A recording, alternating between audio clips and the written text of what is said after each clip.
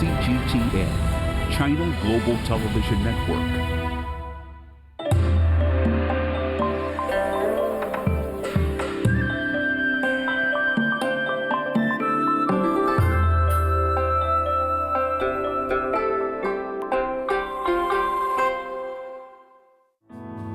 In this episode of Travelogue, we follow in the footsteps of emperors on a journey through Chengde, northern China. From an Imperial Mountain Resort with forested hunting grounds and hot springs, it's an awe-inspiring adventure filled with history, culture, and nature. Hello and welcome to Travelogue in China. I'm Min-Zhui Lee, but just call me Zhui. And in this episode, I'm going to take you to check out the best bits of Chengde, which is a city to the northeast of Beijing, just a few hours drive. Now, this is where our adventure starts. This is known as the Mountain Resort, the Chengde Mountain Resort, and it's where Qing Dynasty emperors came to spend several months of the year to escape the sweltering summer heat in Beijing. Now, it's an enormous complex. It's got imperial palaces, gardens, and also temples. And I've got my trusty map here now. Let's go check it out. Chengde, Hebei Province, lies 230 kilometers from Beijing. And in Chengde, the one place not to miss is the Imperial Mountain Resort.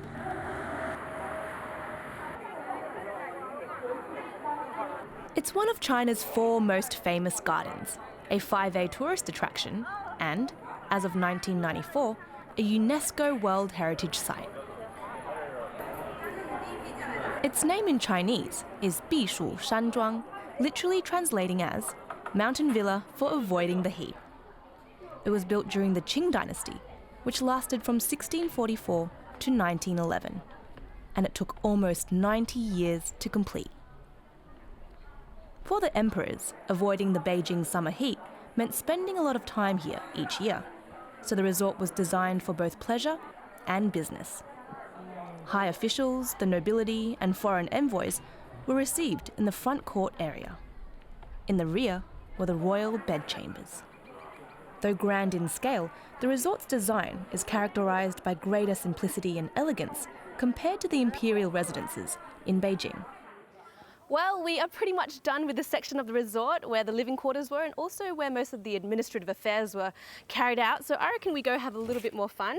I'll show you this map, or half of it because it's just too big for me to hold. This is where the entrance is, and we've just done this section.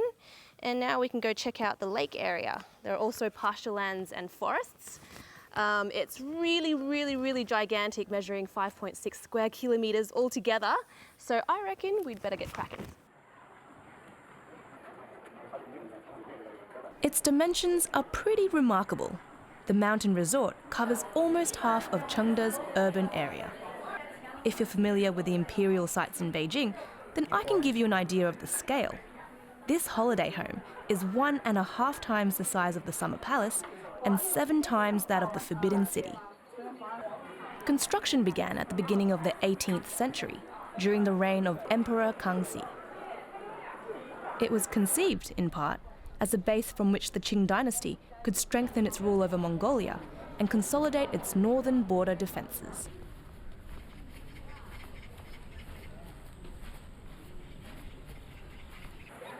Every autumn, Emperor Kangxi would lead tens of thousands of his people in hunting and military training on these grasslands. The imperial progress from Beijing would certainly have been a grand affair. Along the way, 21 palaces were built where the emperor could eat, rest, and tend to his political duties. The Chengde Mountain Resort is the grandest of them all. It's divided into 4 parts, each with its distinct theme. The palace area, which we just saw, this lake area, dotted with islets, lotus ponds, and pagodas, a flat plain area, and a hilly area. It's almost a microcosm of China, where the emperor could survey his entire dominion.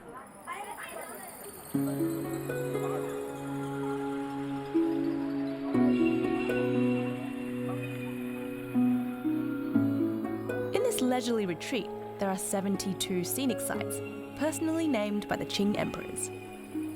It'd be impossible to do them all in a day or 2 at this pace. But the point is to relax anyway. Emperor Qianlong is said to have spent more than 50 of his summers here, and there's no record of him ever getting bored.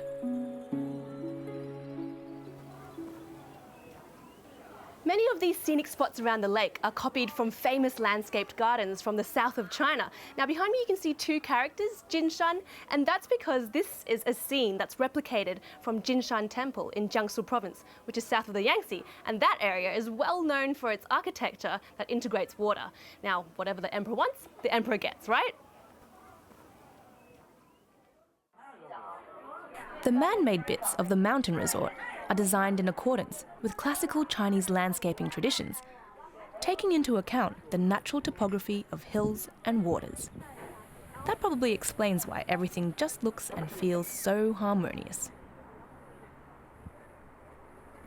In the northwest part of the colossal complex are luxuriant mountain slopes, which, by the way, account for 80% of the entire resort area.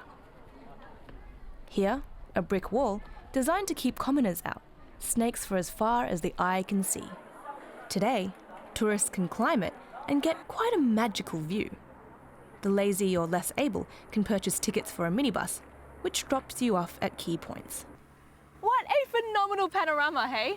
I'll tell you what, if you want to escape from the crowds, all you need to do is just use your legs a little bit more, and I can assure you that most of the Chinese tourists around here won't follow suit. See, there's like no one around here. Anyway, from up on the wall, I can see some of the 8 outlying temples of the mountain resort, and the one behind me is known as the Mini Potala Palace, and that's where we're going to go next. Though the mountain resort was off limits to ordinary Chinese people, most of its temples were deliberately built beyond its walls, making them accessible to the public. After all, one thing that shouldn't be just for the elite is religion. The 8 temples integrate elements of Han, Mongolian, Tibetan, and Uyghur art and culture. In doing so, as stated by UNESCO, they crystallize the achievements of cultural exchanges and integration among different ethnic groups in the course of the development of Chinese architecture.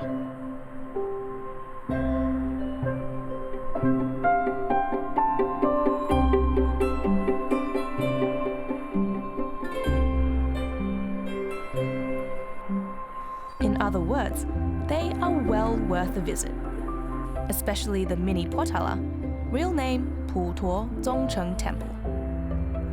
This holy site was built between 1767 and 1771, modelled after the Potala Palace in Lhasa. A little disappointingly, I noticed that these distinctive trapezoids aren't real windows, but just for show. Even so, I'm entranced by the gorgeous fusion of Han and Tibetan styles. Plus, the Putuo Zongcheng Temple is huge. At 22 hectares, it's exactly half the size of Vatican City. So, if you haven't reached that step count goal of yours, you certainly will here.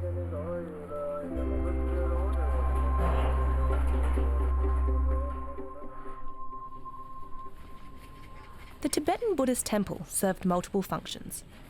Besides the obvious purpose of hosting religious activities, it was here that the emperor received diplomats representing the various ethnic groups within the Qing Empire.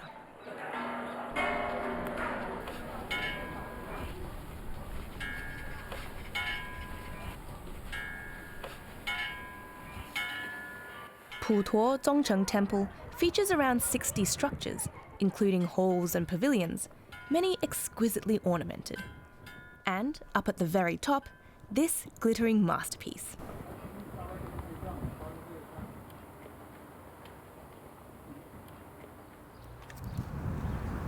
Did you know that this temple compound was originally built to commemorate Emperor Qianlong's 60th birthday? Now I'd say that's a pretty decent birthday present, right? I mean, check out that roof behind me. It's glorious. It's gilded in thousands of kilograms of gold. In fact, this Mini Potala Palace is the largest of the 8 outer temples of Chengde, and it's one of the largest temple compounds in all of China. Impressive, right?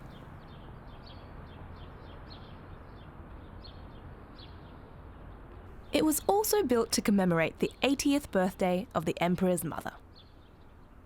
Anyway, I must say I've been awestruck this whole time in Chengde. I guess spending all day at an Imperial Mountain Resort and one of the country's most majestic temples, cultivates that wow sentiment. Although we've done the main touristy thing now, stay with me, because there's much more to Chengde than it's often given credit for. Meantime, imprint these stunning scenes on your memory. Coming up next, I discover just how much bucolic bliss can be found in Chengde, from riverside hikes to strawberry picking, and I immerse myself in limpid pools of steamy goodness.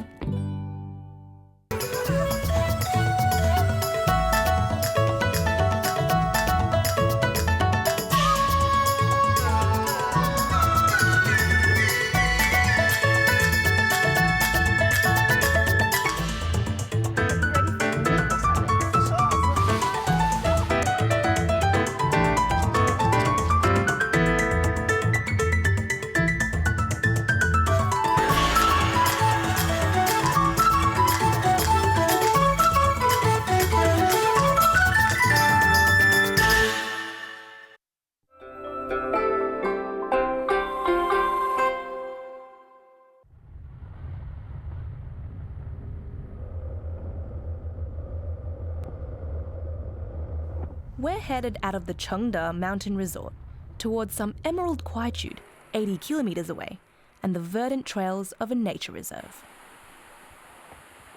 It's located in Longhua County, northeast of downtown Chengde, and borders Chifeng City in Inner Mongolia Autonomous Region. Once upon a time, this green escape was part of the Imperial hunting grounds.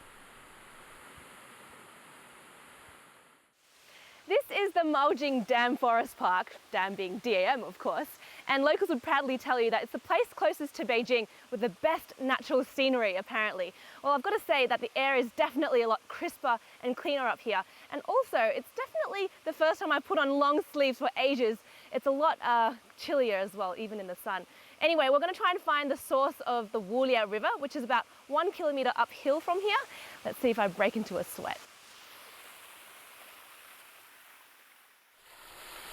The Wulia is the main river running through Chengde, from here all the way past the mountain resort. Before the palace was built, Chengde was just a small village on the banks of the Wulia River. Despite the exercise, even though it's not exactly high intensity, I feel like I'm gradually turning to ice. It's still balmy in Beijing, but here, especially at this altitude, somewhere between 13 and 1700 meters above sea level, it's jacket weather. One thin yellow jumper certainly isn't enough. Speaking of weather, the annual average temperature in Chengde is around 9 degrees Celsius.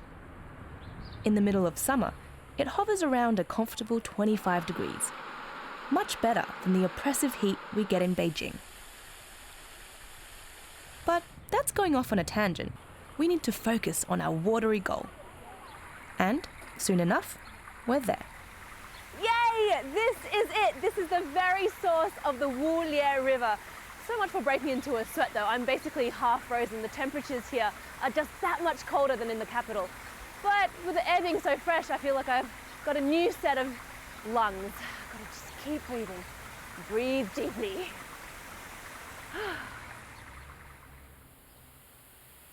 Well, with a forest coverage of 83%, it is indeed a welcome break from Beijing.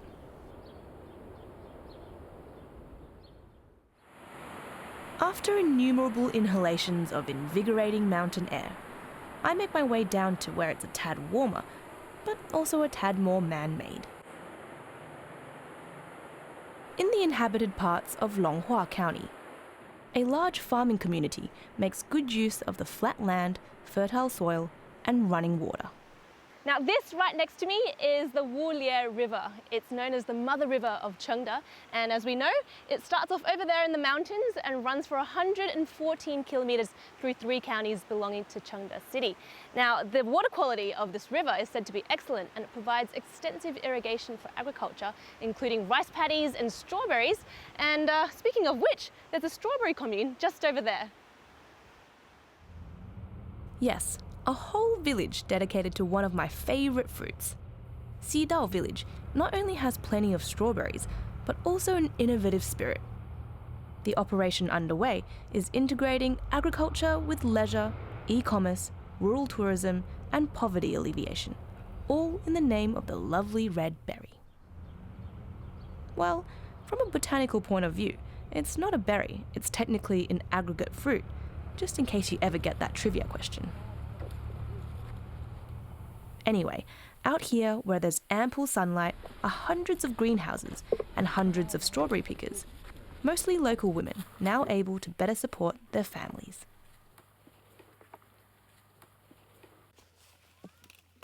Whoops. Yep, it's me in a very fashionable hat.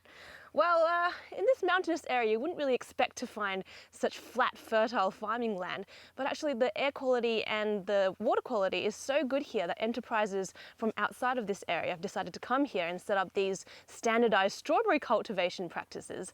And a lot of these are for the domestic market, but also a large proportion is exported. And a lot of the local incomes have increased significantly. And visitors like me can come here and pick punnets of strawberries and also just gorge themselves all day on them. And the best thing is that they're organic. The bulk of modern commercial production uses this plasticulture system. Rows of raised beds are fumigated and covered in plastic to prevent weeds and erosion, with holes punched for planting and irrigation running underneath. The ripe strawberries are picked and sorted before eventually making it into our jams and smoothies. The annual production of strawberries worldwide is roughly 9 million tonnes, and China accounts for around 40% of that. Belly full of sweet, juicy fruit, I continue my exploration of Longhua County, making my way back to the banks of the Wulie River. Here, I come across what looks to me like a Garden of Eden. Chengde is truly full of scenic surprises. I suppose it's not every day of the year that this vibrancy of flowers is in bloom, so I'm lucky to have stumbled upon it. And under the sun's radiance following a recent sprinkling of rain lies this glistening pastoral paradise.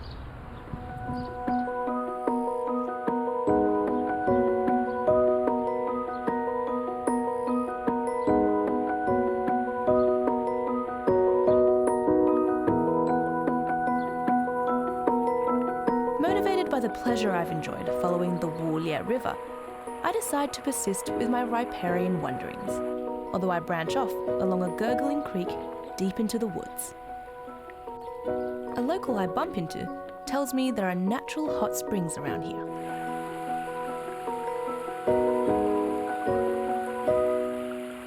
Oh wow, the water's warm. Well, I guess it's not exactly too surprising because the hot spring source is just up there, so let's go for a little wander. I'm not sure exactly how far up there, but before I know it, I hear cheerful chit-chat, and a limpid, bubbling blue-grey pool materializes in front of my eyes. 钱少了你不干，你们两个在这里泡脚，钱多了你就来泡了。这就是那个温泉的下来摸摸来。啊，是吗？啊，特好了，哇，好暖啊！是吗？泡脚好。宝贝，这都规定的，白天是晚上是男的，哦，是吗？要不男人知道都下不了一声，哦都是男的上 So 来的嘛。 there's a local rule here 对对 that 对对对对是。 that women only can come here during the daytime and men come here at night to have baths. That's pretty cool. I'm really tempted. Maybe I'll come back. 多好呀！ Or I could tell the director and cameraman to wait for me. But no, we've got Travelogue to film, so for now, I make do with a quick chinwag before going on my way. In ancient times, Chengde was called Rehe, which literally translates as hot river. And suddenly, it dawns on me how it got that name. Hey, can you guess what this is? Let me open up the door to show you. Whew, it's a lot of steam, right? Well, it's not a sauna. It's actually where the neighborhood hot water system is controlled. And it's pretty amazing because 280 households around this area have hot water, natural hot water, all year round, even in the middle of winter when temperatures drop down to negative 25 degrees Celsius. Amazing, huh? Now, here's something else that we can have a squiz at. This is a well leading down to the hot springs. The water temperature is said to be 98 degrees Celsius.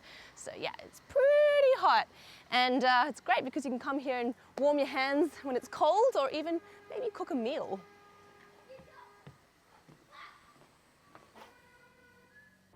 Whew.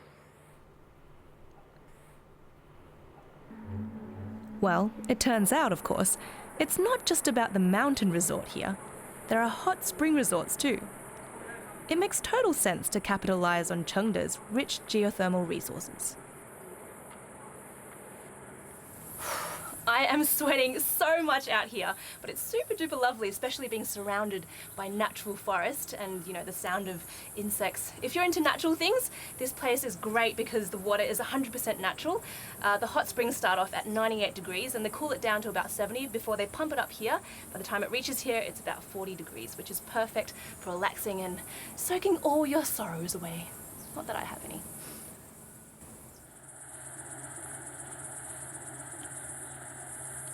What makes the natural hot spring water in Chengde even better is that it's said to contain 43 kinds of minerals that are beneficial to the body. And it's odorless, so none of that rotten egg funk that you sometimes smell at hot springs.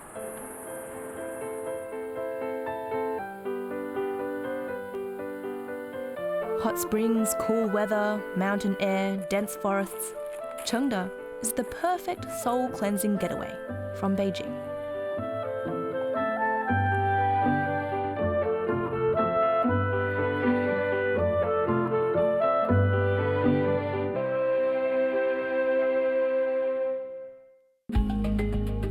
Coming up next, an utter utopia for artists and astronomers. Chengde proves to be marvellous in the day and magnificent at night. Yes, it's magical 24/7.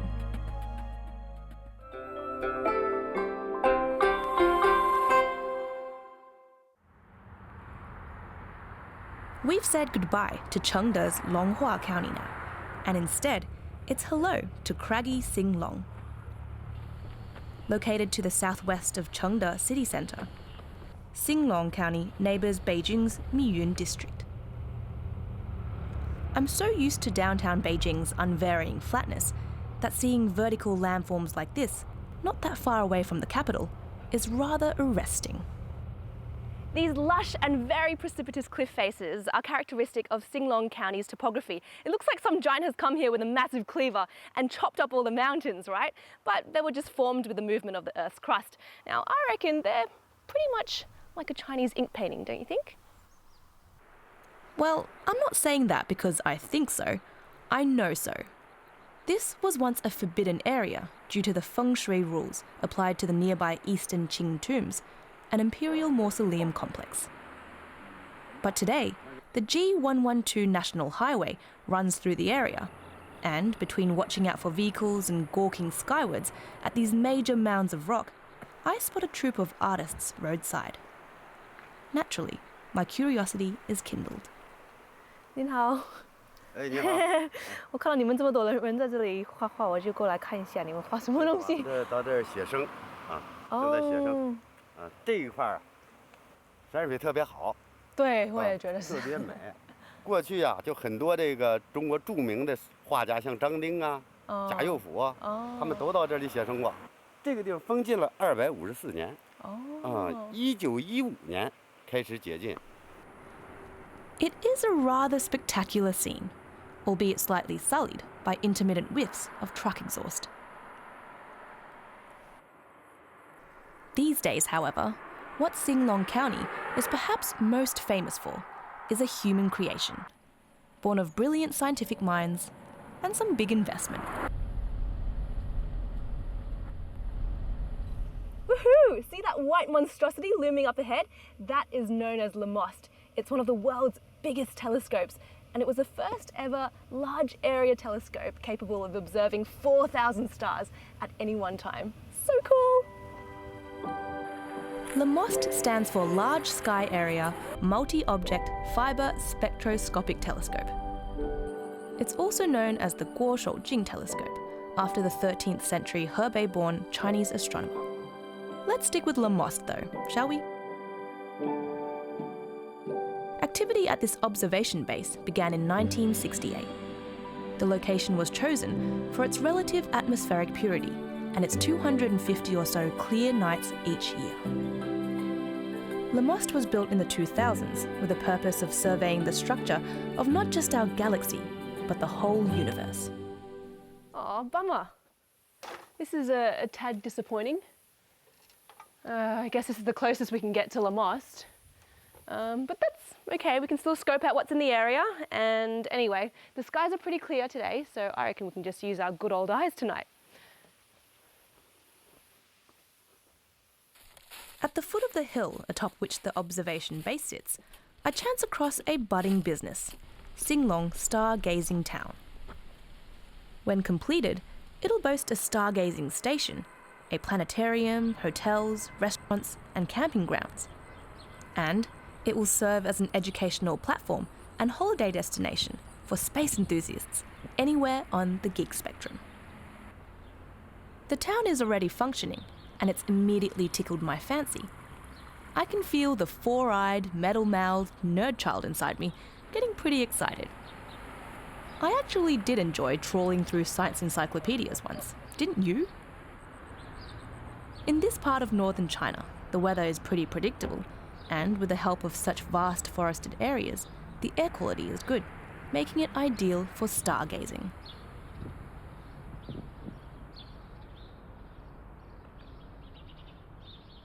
When night falls, I start to see a sky that I miss dearly. It's impossible to witness anything like this in Beijing. And I'm certainly not the only happy camper here. My new friend Fan Lin, originally from Guangdong, is a frequent visitor to this town. 来，我们喝杯热茶吧。你冬天的时候来过吗？也来过，不会太冷了吗？这里说实在挺冷的，冬天要零下20度。哦，对，但是很舒服，特别是过来看星星。因为冬天的星星是特别美、特别美的，比夏天好。比夏天好一点。而且我来到这儿，我才知道，原来星座不止12个。有多少个？好像有80多个。哦，真的不知道。对。Well, I obviously haven't retained much knowledge from my childhood. Indeed, there are 12 constellations that carry the zodiac names, like Taurus. But there are 88 modern constellations in all. In any case, I'm rediscovering a passion here. How cute and cozy is my great glass tent, or yurt, or igloo, whatever you want to call it. Well, there are flowers on my bed, the candles are lit, very romantic. Too bad I'm spending tonight by myself. Hasn't been the longest day ever, but I am dying to dive under these covers and fall asleep gazing at the stars. Chengde and its charms. What a scintillating city with so much history, culture, and nature. Twinkle, twinkle, little star, how I wonder what you are. This is the same night sky the Qing emperors saw at the Chengde Mountain Resort centuries ago when they came for hunting on the grasslands and in the forests. And with that thought, it's time I say goodbye and goodnight. My name is Min-Zhui Lee. Cheers for joining me on Travelogue.